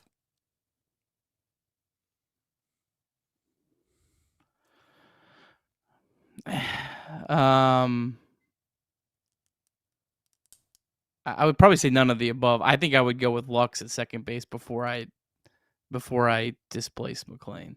Everything I've read on Sal Stewart makes me think that it would be a mistake to play him every day at second base. I think I'd rather him DH, and if he comes up and hits well enough. I mean, there's also a possibility you call up Sal Stewart and he doesn't hit. And the poor guy doesn't have a whole lot of time. If he comes up and starts out 0 for 15 or 1 for 20, that's it, right? Like you're not going to stick with him. So I would say DH would be the thing, and you kind of figure the rest out around. But can Andujar play left field with his quad? Is Andujar just going to be a pinch hitter? That's another piece that really to this puzzle that we just don't know the answer to right now. Nick, I would ask the question too, though. Do you really think that there's that big of a drop off between Lux and Stewart from a defensive perspective? And again, to be clear, I've not seen Stewart play second base enough to know, but I will tell you, I was at the game that Lux played when he made the errors against the Brewers, and I'm not just saying this because it was against the Brewers and it was a big spot. And maybe some of it was Gavin Lux was nervous. I'm trying to give him some outs here. But I tell you, when you watch Gavin Lux play second base against the Brewers, it really didn't look like you could get all that worse. I mean, it was choppy. There was no confidence. It almost looked like he was begging and wishing for the baseball to go in his glove when the ground ball came. I don't know. It made me think that it was bad. And I think Tito's seen that as well, and that's why he hasn't tried that experiment again. Well, Gavin Lux had positive numbers as a defender up until he had a major injury in 2022 that cost him all of 2023. Last year was slightly below average, but wasn't like a liability. I mean, -2 defensive runs saved and -2 outs above average. That's not a liability. That's just someone who's slightly below average. So I over a full season, I think that Gavin Lux 2024 would be way better than what Sal Stewart is based on the reports. But you never know till you see them. But the other unknown is how much has Gavin Lux not playing second base for mostly the whole year? How much has that put him behind the 8 ball? Fair. So these are things I don't know the answer to. But I hope that the Reds coaching staff does. That's a good point for Lux, is that not only has maybe, he been a little bit of a below average defender in general when he's gotten a chance to play at second base regularly, how much worse has he gotten since he's really not got a chance to play there all year long? He's been pushed into left field. He tried to learn a new position. He then obviously really had never got an opportunity to play second base at all. And then now recently you're starting to think, well, Matt McClain is so bad offensively that we've got to find a solution there. So why not stick Lux back there? And all of a sudden now you're trying to fit something round into a square hole, and it's just not working. So we'll see. I mean, the Reds certainly have roster issues. I think it's safe to say that they have roster issues that they're trying to currently figure out one way or the next. They need some guys to start playing a little bit better, and I think it would take some of the pressure off too. I mean, that's also the truth. And I hope TJ Friedl proves me wrong and starts to play great. But I think that it starts at the top. And I think that if he's able to continue to find ways to hit with a little more pop and get maybe some doubles in there and give this team some really legitimate scoring opportunities at the top of the lineup, it would be a huge, huge boost to what we feel like is a struggling offense. All right, and the last super of the day, we have Dunny177. Dunny, loyal friend of the program here, says Wins is out for the year. How tough. That's all. My condolences, man. Austin Wins had a good year for the Reds, man. That's all I got for you. That didn't work out in Sacramento. Went from a playoff chase to playing in a minor league ballpark, and Exactly. Just at some point it just said, had enough of this season. I mean, how could you get excited for playing in Sacramento? You can't. You just can't. Look at Key Brian Hayes. I mean, it's a perfect example of a guy. Andujar. And Andujar. I mean, we got all. There. Yeah. I mean, think about how piss poor Candelario is when you compare those guys to what they came from to what they were able to do for the Reds and what he did. I mean, Candelario will go down as one of the all-time worst Reds of my lifetime. He's stealing money. All right, folks. We got some MILB, and we got a little who, what, when, where, and why. We got more supers or something I missed, or are you just laughing at the chat? No, I was laughing at the Candelario having a 620 OPS at Scranton. Oh, yeah, he's Scranton. Yeah, Hitting a $1.94. Does have 5 bombs. He's so terrible, Nick. You have no idea. That's crazy. The people in Scranton are pissed. They want a guy from AA right now to come up to AAA and replace him. He not even hitting AAA pitching, dude. He ought to see if the Florence Freedom will take him and just troll the Reds. The fact that he's playing in Florence and that's their marketing. They should have Jeimer Candelario bobblehead days every other day of the week and just try to promote the hell out of it. And maybe he'll be able to be a productive 7-hole hitter for the Florence Freedom. What? Come to a game in Florence and yell at Candelario for 7 innings. Exactly. Now that's marketing right there. Yeah. You want to blow off some steam? Candelario is playing right field. Right field. Shortstop. Even better. Why not catch him? Oh, we're off the rails. I mean, he's got such good plate discipline that I think he'd make a great catcher. He's terrible. Oh, Candelario, man. I'm sure he's a great guy. Just not good enough for the Reds. All right, we got minor league baseball. They play on Sundays. We do. And shout out to Craig Sandlin for putting them in for me. Louisville, they won 5-2 over Nashville. Bats now 55-71. Sal Stewart 2 for 4 with a double. Actually, was watching a little bit of the game. Best hit ball of the day was an out. Got robbed of extra bases by the right fielder. Stewart did. He did make a nice play. He was playing third base. Made a nice play. Camera didn't get a good angle on it, but he made a long throw. Connor Joe 1 for 4 with a triple. CES 1 for 3, drove in 2 runs. Luis May, perfect inning of relief with a strikeout.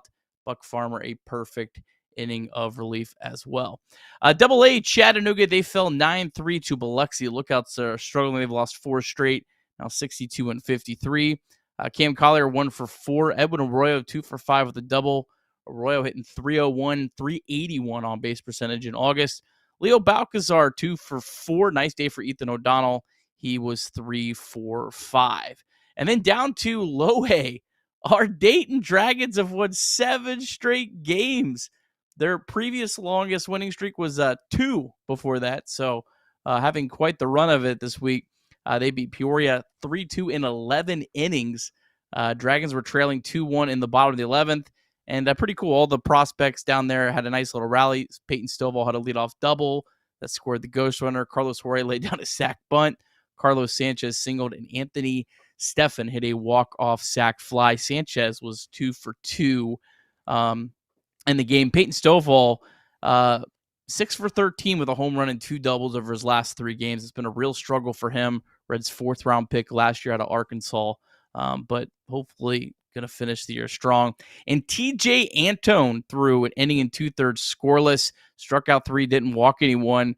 Antone threw his first 5 games during his rehab assignment, 6 1/3, just 1 run allowed, 2 walks, 8 strikeouts. Daytona, their game was canceled today at Bradenton. The Tortugas, though, did pick up a half game this weekend. They now have a 3-game lead for a second-half playoff spot, and they only have 12 games left. That's 2 weeks, 2 6-game series for Daytona, and they could hopefully clinch the Reds' second minor league team to make the playoffs. It's always good when the minor league teams are making the playoffs, but I got to tell you, there's some teams this year that it's a good thing they have 2 opportunities to make the playoffs because their starts weren't the best. But hey, you know what? Doesn't matter, does it? All right, finally ending the show here on a night like tonight. I just want to tell everybody thank you for joining us. Thank you for tuning in. Hopefully you find some semblance of fun on a night like tonight. The Reds did win. Got to remind everybody, Reds did win 6-1 over the Arizona Diamondbacks. They did lose 2 of 3, but you know what they didn't do? They didn't get swept. And that's really all that matters in 2025, if you really, really think about it, is that we didn't get swept. Because if we can go the rest of the season without getting swept, and you wait for it, you know, you win 5 in a row, you go to the playoffs. That's how it works. That's the only stipulations in Major League Baseball. If you don't get swept and you win 5 in a row, you go to the playoffs.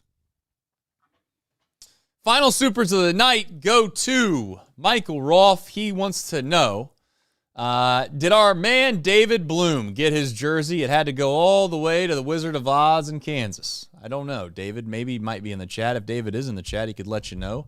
But at the time, I think it was a cartridge jersey, but then maybe I think Major League Baseball didn't allow it. I don't know what happened there, but nonetheless, I think that there was a jersey on the way from Michael Roth to David Bloom, so hopefully he figured that out. Big Red Machine says, when I'm feeling down about the Reds, I go back and watch Trace's short clip of his classic rant, and suddenly everything is all right in the world. That is, I'm assuming, Candelario's rant. Yeah, that is one of the few things, Nick, that I think that a lot of people that don't watch this show or don't maybe know a whole lot about this show, they know that. They're like, oh, you're the Candelario thing, right? Yeah, kind of like, oh yeah. Of all the things that I've done on this show, that turns out to be the number one thing. And my kids also, they're always like, well, wait, my son, well, what are you looking at? What are you looking at? What are you looking at? That's it. And he does that all the time. I mean, I'm like, I don't know. It was an all-time moment. I knew the second that was going on that I could not wait to end the show and start clipping that up and put that on the internet. One random thought about what you were just saying. Our friends at DSC, if you search their name, there's a whole bunch of videos of us. Because behind the scenes, I'm trying to make for the weekend guys, I'm trying to make their presentation a little bit cleaner. So I was trying to make a little DSC thing that they can put up when it goes. And so I'm looking at, I put a Deep South commodities into the images in Google search, and half of them are me and you, our faces. Well, good. I hope they know that. Could you imagine someone randomly in Florida, searching Deep South commodities? Yeah. Like, who are these guys? What the hell?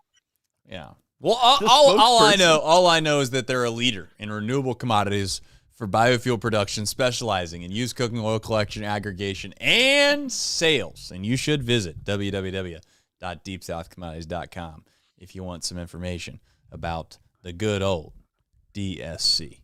Yeah, I mean, listen, it is what it is. The show is off the rails at this point. We have no more Super Chats left, and I want everybody to know I'm going to go dunk a basketball right now. We're going to all sing Kumbaya.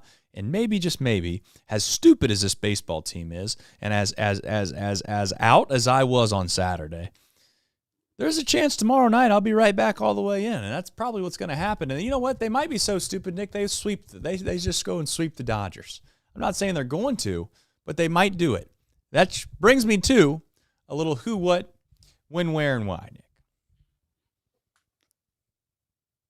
There you go. Craig's running the show behind the scenes. I wasn't sure if he knew, like, you got to just throw it up sometimes for Trace here at the end. That's true. We won't get to it. That's true. I just usually throw it up when I get tired of you talking. No offense. No, that's fair. All right. There's a lot of people that feel that way. Reds taking on the Dodgers. Dodgers avoided a sweep today of the Padres. They are 6-8 over their last 14 games. They are tied with the Padres for the NL West, so certainly meaningful games for them. Reds will catch a break in this series. They were supposed to face Yoshinobu Yamamoto, but he is no longer pitching in the series. Monday, Hunter Green against Ement Sheehan. Tuesday, 10-10, Nick Martinez against Clayton Kershaw. And then Wednesday, Nick Lodolo against Shohei Ohtani. Sheehan really struggled last two starts as an ERA over 7. Clayton Kershaw still getting it done. Not striking like anyone out. He's striking out less than 6 batters per 9, but still 8-2 with a 3.13 ERA. And then Shohei Ohtani, he's not been great as a starter. They're not sure if he's going to make the postseason rotation. So obviously the Reds hit him very well in Cincinnati. But the guys you want on the mound, Hunter Green, Nick Martinez, and Nick Lodolo. Nick Martinez has some crazy numbers in his career against the Dodgers, has dominated them. So it'll be interesting to see. My gut on this weekend is people were talking about 6-man rotation. I think the Reds are keeping Nick Martinez in the rotation until Nick Lodolo makes a start. I don't think they want to move him to the bullpen and then like Lodolo comes back but the blister flares back up again. I think they want Lodolo to make a start before they move him to the bullpen. Or they could move Littell, but I have to think it'll be Martinez. Seemingly is obviously maybe Martinez. Not totally sure who. I mean, has to be, right? Yeah. That's what they said. I mean, that came out of their mouth, not ours. They said that they wanted to move Martinez to the bullpen because they felt like he would be the best addition that they could possibly have to the bullpen at the deadline. So they went out and got Littell. I don't know. Yeah. We'll see. For those that are wondering, we should never do this, but I'm going to do it for you anyway. If you have not paid attention to the schedule, you got 3 with the Dodgers to begin this week. Obviously, on Monday, Tuesday, Wednesday, you have an off day. And then you come home for a big series, and I think that's when you're going to see Sal Stewart personally. I think the Cardinals come to town on Friday, Saturday, and Sunday, and then you get into some big boy series, folks. You play the Blue Jays, and then you got the Mets that come into town. Then you fly back out west, and you play the Padres. But the Padres series doesn't seem nearly as meaningful as it did maybe a month and a half ago, but still meaningful to have to try to win games against a good baseball team. But one thing I do want to let everybody know about, we're going to start promoting this every single day until we have the day to get there, is on November the 2nd. That is a Tuesday. It's a 6:40 start time against the Blue Jays. We're going to do another pregame show at Smoke Justice. We'll have some more details here soon. We'll have a graphic. We'll do all those things. But on the 2nd of September, we will be doing a pregame show from Smoke Justice. Nick's probably going to join us remotely. Craig Sandlin is actually going to come into town. So you said November. I thought I said September. I thought you said November, and then Craig said the chat he means September. So I guess I heard it right. Okay, well then if I said November, I'm you sorry. Said November 2nd. I'm like, what is he promoting? I don't know anything about this. Let me clear the air here. September 2nd, they play the Blue Jays. They do not play the Blue Jays on November 2nd, oddly enough. But on September 2nd, they do play the Blue Jays, and we will be doing a pregame show at Smoke Justice. Again, hopefully have a ton of people there, and we can enjoy ourselves. And then, for those that are going to the game, they can walk on over, but nonetheless, hopefully you can find a way to get down there and have some fun with us. I know there was a good amount of people that said, my schedule didn't line up, weren't able to make it the first one. I think a lot of people had a good time, and if you need a little bit of planning and you want to get ahead of it, I almost said it again, September 2nd. Holy smokes, man, my brain is fried. I'm gone. I need to get off the show. September 2nd, Smoke Justice. We'll have a graphic and everything on the next show, so I can't mess this up at all. But that's November 2nd is the World Series parade. Is that what it is? I mean, when is the World Series exactly? I mean, they don't even have it on the Reds schedule. What a joke, too, by the way. I mean, with all due respect to Major League Baseball, I mean, how come when I scroll into October and November on the schedule for the Reds, it should, I get it that they might not play in it, but it should at least tell you that these are the series. This is when the series are. This is when the World Series is. No. Game 7 would be November 1st. Wow. Of the World Series. Okay. Yeah. So maybe if there's a rain out or a snow out, the Reds will wrap it up on the October 28th. That's Game 4. Just saying, maybe there's a chance if it snowed out or rained out there that they would play the Blue Jays on November 2nd. It's a little bit of a stretch. It's a little bit of a stretch, I know. Wouldn't that be something? David Bell and the Blue Jays come back into town to face the fighting Cincinnati Reds under Tito Francona. I don't know. It would be in Toronto though. Not to burst your bubble because they have they have the home field advantage. Yeah, they're gonna. Who's counting anyways? We don't let what do they say? Don't let facts get in the way of a good story or something like that. All right, folks. September 2nd, Smoke Justice. It's that time of the show when it's time to get off here. If you haven't already, hit the like button. If you're on your phone, it's easy to do. If you're on your TV, just get on your phone. You can do it really quickly. And if you've not already left a review, please do so on all the podcast platforms. We very much appreciate that.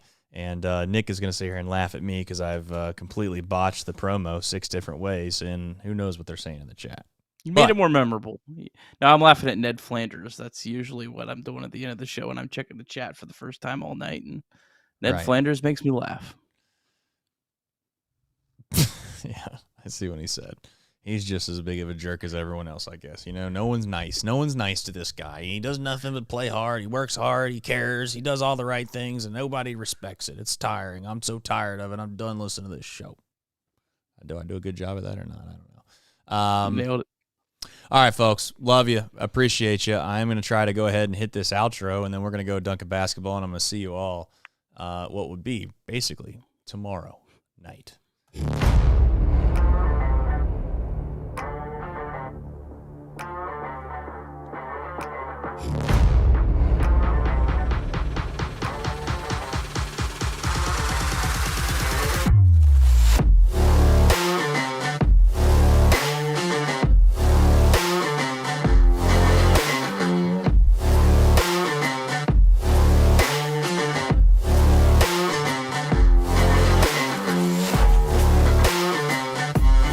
Athlete.